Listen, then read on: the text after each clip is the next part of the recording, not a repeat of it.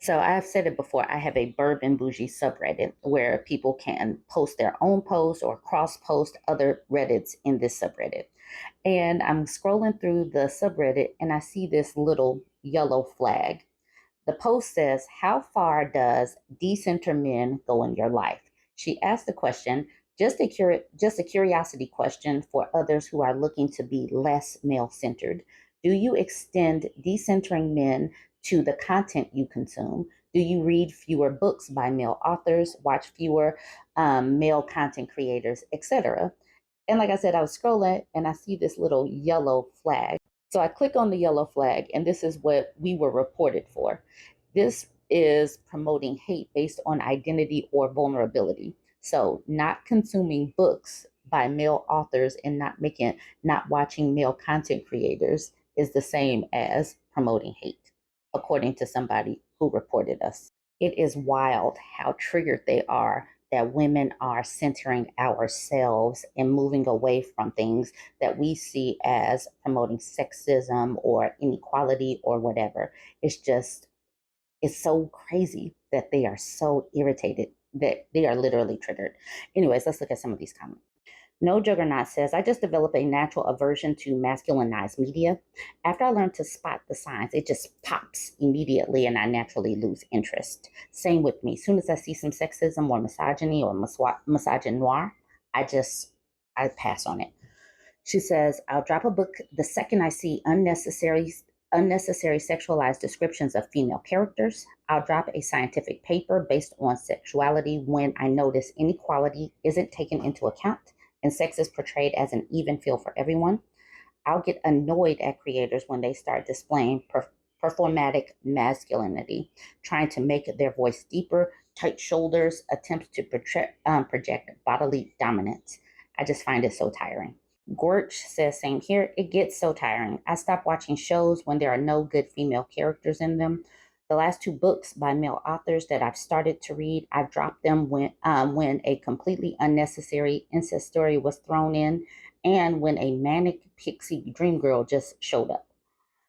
Teaching OK says, "A long time ago, I learned to stop listening to any man about dieting. For them, it is as simple as skipping the extra beer. They don't have a clue about a woman, but can't see that they are different." Giselle says, "Or the version of health is making a woman anorexic so he can find her easier to control. Hence, they call recovered bodies fat." Tsunami Nipple says, "I started ignoring most of the men that show up on my FYP or Reels. I still follow male creators. The one I watch usually call out toxic masculinity." This person says this: "I follow creators that critique men's double standards and BS. Sometimes it is hard for me to spot these toxic men's BS through a sympathetic music blasting my ears, so I don't watch their content to avoid their manipulations."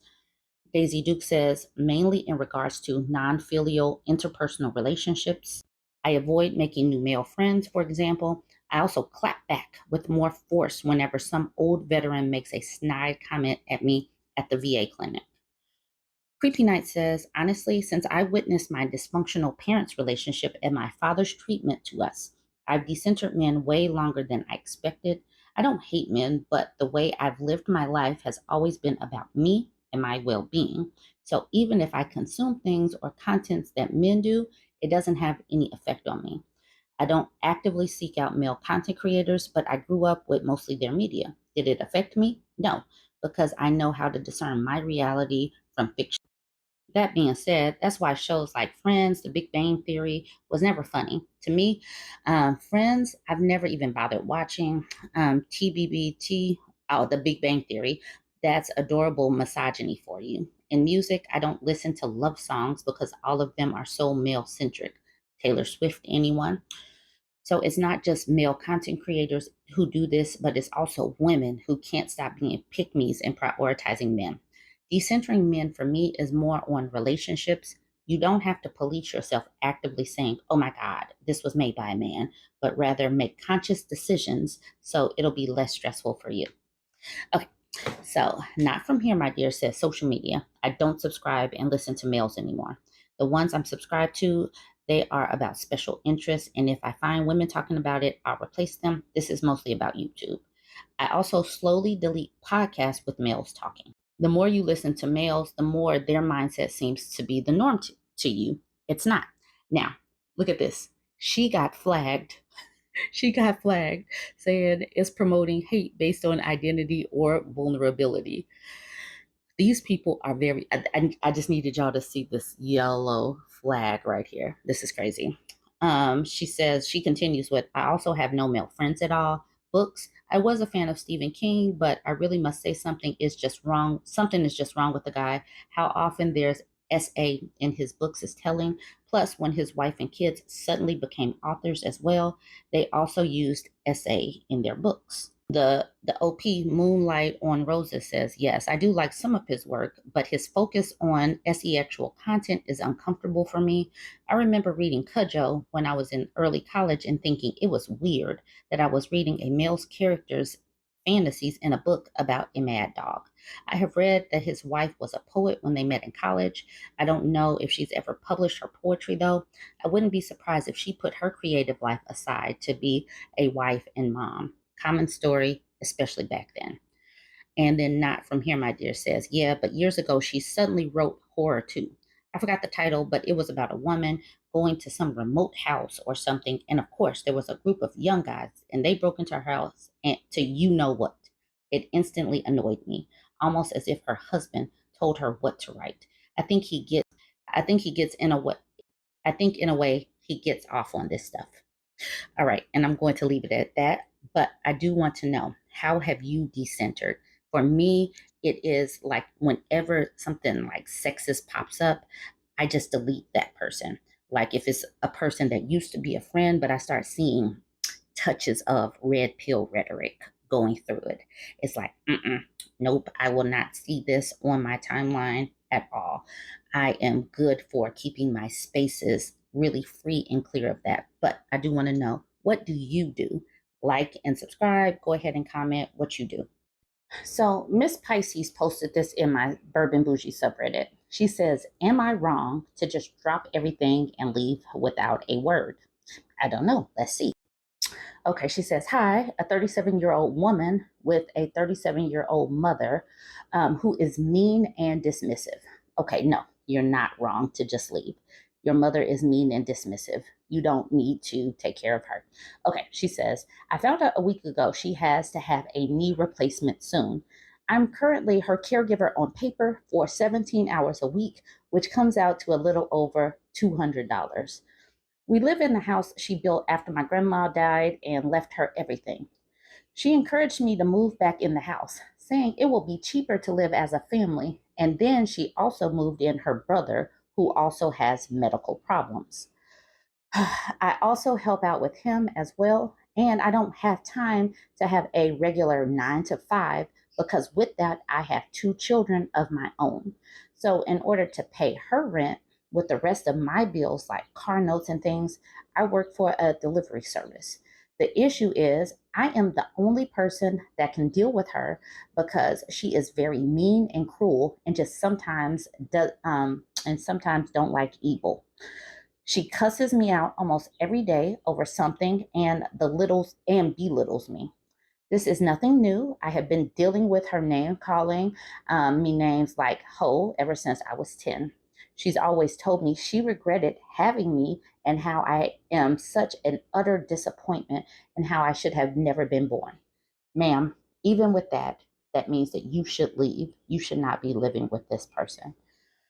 Her sacrificing giving birth to me was one of her biggest regrets. You need to leave. You need to leave. She has accused me of sleeping with one of her husbands. She has been married 6 times. What makes it so crazy is because I have been an open lesbian for over 10 years now. One of my children has become of age and now they want to walk away so they don't have to deal with listening to her antics. After mom and I, after mom, I have to let my child move because it is very toxic. On at least 3 separate occasions, she has pulled a pew pew out on me, and 2 of those times have been in front of my children. Ma'am, you need to go. You need to go. Over the years, she went to different locations of where I worked and told them she has all this money and she could take care of me and that I don't need the job, which caused me to have problems at those jobs later. And then I will get fired for whatever reason. One time I tried to go to nursing school. My firstborn was really young, and she promised that she will watch my child while I'm in school.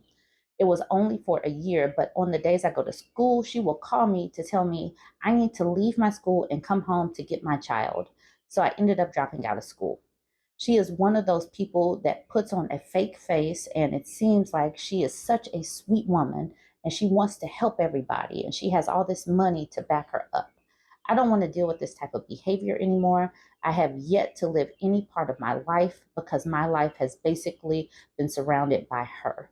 I do have a younger child who's about to be a teenager, and I don't want to subject my younger child to her antics anymore as well.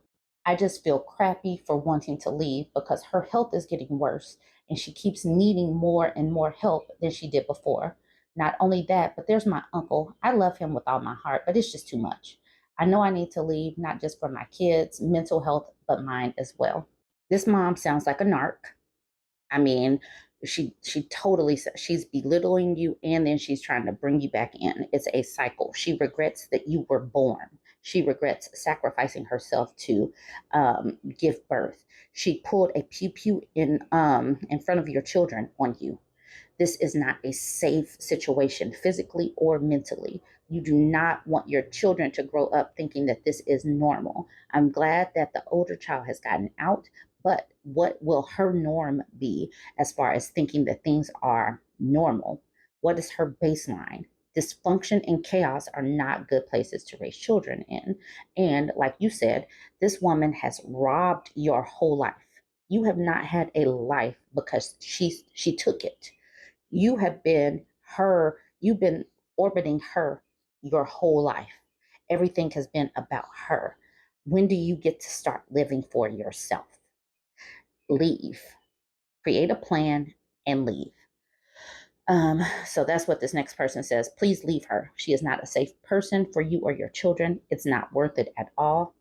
Careless Balance says, don't feel bad for leaving. This woman has been terrorizing you your whole life. You don't owe her anything. I send her to a nursing home for rehab after the surgery and leave. Kitchen Reindeer says, you are not wrong. Sorry, you are dealing with a manipulative narcissist. She doesn't want you to succeed and gets off on making you lose control over your life. Kitchen Reindeer continues with, my advice, get your paperwork, affairs, and finances in order. If you can transfer within your job to another location far away from your mother, out of state even, look into this as soon as possible. Also, look into housing in that location for you and your children. If you can't transfer locations, start looking for a different job or seek remote work so you can work from anywhere with a great internet connection. For safety reasons, get a P.O. box so any mail being forwarded can be sent to that address. Your mother has threatened your life, ruined your education opportunities, employment opportunities, and I bet she will do it again if given the chance. If you can plan a 2-day weekend trip just for mother at a retreat or spa or something, she might enjoy to get out of the house. One that won't require your assistance but beyond drop off or pick up. So there won't be any need to worry about her care. Tell her something about it being your way of showing your appreciation, that you want her to have the best time, blah, blah. Make her feel appreciated, like it's a dedicated weekend catered to her. Next, arrange with someone to pick her up when her stay is finished. If it's a relative, ask them after everything is loaded in a moving truck. If there is a lift service, just make sure you've had enough time then. I'm sorry, give them enough time. Sorry. While she's away, you pack up you and your children's belonging and get the F out of there. Tell no one you are leaving, where you are going. um, Factory reset you and your children's device tech service, tech devices, change numbers, and block whoever needs blocking. I imagine if and when she has the opportunity to badmouth you and harass you and your children, she won't hold back. Type or write out a note, leave wherever she frequents in her house, something like thanks for the hospitality, or really let her have it, your choice. Leave no trace of where you're headed. You and your kids can start living your best lives. Now, That advice that that woman just typed up would go for leaving a narc spouse or boyfriend or girlfriend, whatever. That would be remarkable to just implement that. Just really think on how you just disappear. You do what that person just said. Have a weekend away. It's a boys getaway. Go relax. You deserve it. And put everything into place. That was some good stuff right there. Not from here, my dear says you are not responsible for her. She abused you and you are too good hearted. Alert the adult services on your way out. And if she doesn't want their services and sends them away, that's on her. I was about to tell you that. And then I read that she pulled a pew pew on you several times. You need to leave ASAP. Don't tell her, just leave. You don't owe her ish. You and your children deserve better.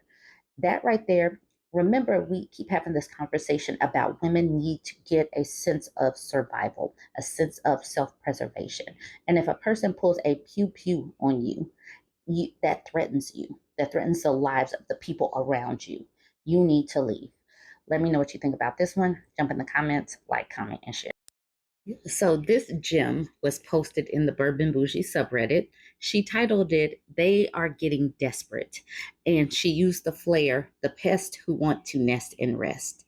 And this YouTube video is titled, "5 Reasons to Date Unemployed Guys."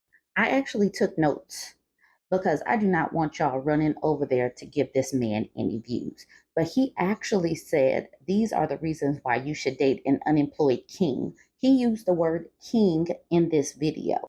I'm going to tell you what his 5 reasons are. Because unemployed men have time in the morning for coffee or breakfast dates or brunch dates. He said they have time to date. So you could just call them up at 9:30 in the morning and they will be available. They don't have any money to spend on this date and you need to pay for them, but they are available. He said they have time to be creative and express themselves, like making YouTube videos or making art. They have time to think. And that he also says number 3, they have time to respond to messages throughout the day because they are not working. And instead of working and putting out resumes and typing up a better CV, a CV page or something like that, he has time to respond to you. Number 4, you're going to love this. He has plenty of energy because they get tons of sleep. And since they have plenty of energy, they have plenty of energy to spend on you. Lucky woman who gets to date an unemployed king. Better than working a gross job. Being unemployed, he literally said, is better than working a gross job. He said, if you are unemployed, you do not have to come home and shower after a day of getting greasy or oily. He said it. I wrote it all down on this notebook. All of these things. This video is only 2 minutes and 36 seconds. So it is very condensed in Audacity. It is very much so much audacity per second in this video. I don't know how he was able to condense it down so well, but that is what he did. Please do not run and find this video and watch this and give this man a view. What did the ladies say in the BurbNBougie subreddit? Let's just go through it. Creepy Knight says, far too many clowns in this circus we live in. Giselle says, they are not a clown, but the entire circus. Nubian narrator says, how are you available for brunch with no money? Count necessary responds, but he's available to quickly respond to your text when you offer to pay for brunch. Nubian narrator says, a pest looking to nest and rest. And account necessary says, yes, that's more appropriate. I'm going to switch it. There's so much happening here. I ain't know what to pick. Yes. Yes. He could. There's so many titles, so many flares that he could have used. Struggle bandit, hobosexual, NAB, you name it. Now, what does NAB stand for? Y'all know this term from Cynthia G. Nothing AB. You got to look because I don't cuss on my videos. Nothing AB. Cynthia G uses this term quite often. Nubian narrator remarked that he's so confident. He is very confident to be a nothing AB. OG Bella Luna says, honestly, how many of these kings are looking for unemployed queens? And thank you, random dude, for explaining to me what women like. Also, where are these types of unemployed dudes? Most of them are rocking the Xbox and spending time on red pill sites. Account necessary says he needs to take his butt down to welfare. And then I responded yesterday, like, hold up, what? But what's funny about this is my subreddit. And I got a title under here that says Burb herself.